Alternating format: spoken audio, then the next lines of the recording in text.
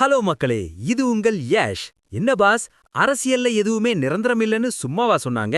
இப்ப பாருங்க, தேமுதிகவும் திமுகவும் கைகோர்க்க போறாங்கன்னு ஒரு சூப்பர் ஹாட் நியூஸ் கசிஞ்சிருக்கு. கேப்டனோட வாக்கு வங்கி இப்போ அறிவாலயத்தை சுத்தி அடிக்குது.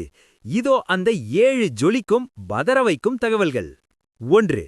2026 சட்டமன்ற தேர்தலுக்கு முன்னதாக திமுக மற்றும் தேமுதிக இடையிலான கூட்டணி பேச்சுவார்த்தை இறுதிக்கட்டத்தை எட்டியுள்ளதாக தகவல்.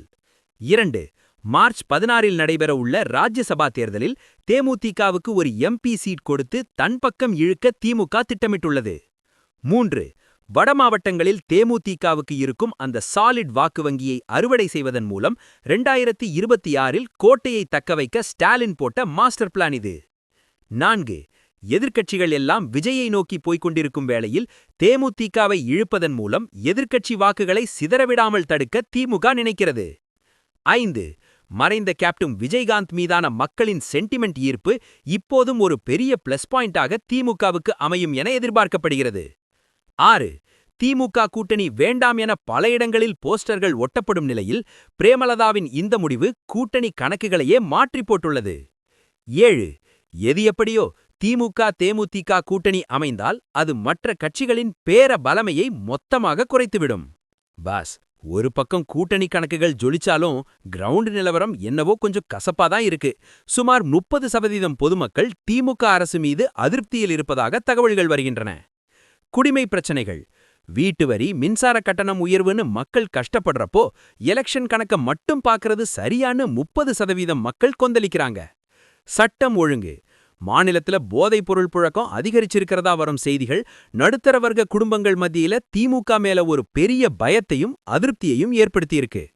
கூட்டணி முரண்பாடு, ஏற்கனவே இருக்கிற கூட்டணி கட்சிகளுக்கே ஷேர் கொடுக்காம இப்ப புதுசா ஒரு கட்சியை இழுக்கிறது அதிகார பசியையே காட்டுதுன்னு மக்கள் நினைக்கிறாங்க. கண்ணா, முரசு சத்தம் அறிவாலயத்துல கேக்குதுன்னா அது கூட்டணியோட கலகலப்பார் இல்ல கஜானாவோட கவலையான்னு தெரியல. திமுக இப்போ தேமுதிகவை வைத்து ஆலினால் பெர்ஃபார்மன்ஸ் கொடுக்க தயாரா இருக்கு. ஆனா அந்த 30% மக்கள் அதிருப்திங்கிற ஸ்பீட் பிரேக்கர் 2026ல என்ன பண்ண போகுதுன்னு தான் எல்லாருடைய எதிர்பார்ப்போம். It's a high stakes gamble where Stalin is consolidating the vote bank while the public is keeping a close watch on the governance scorecard. Boss, DMK DMDK கூட்டணி அமைந்தால் அது யாருக்கு லாபம்? பிரேமலதாவின் இந்த முடிவு சரியா?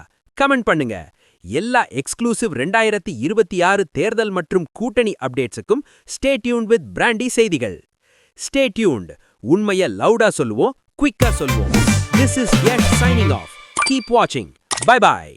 ஒரு விசில் போடுங்க பாஸ்.